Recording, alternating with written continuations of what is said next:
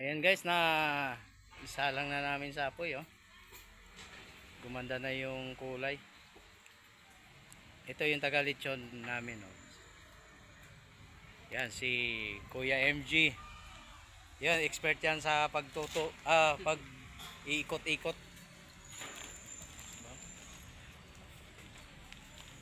Maganda na, oh.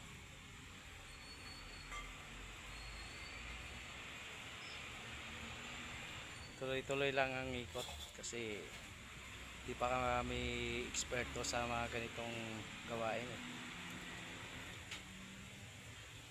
Pero siguro naman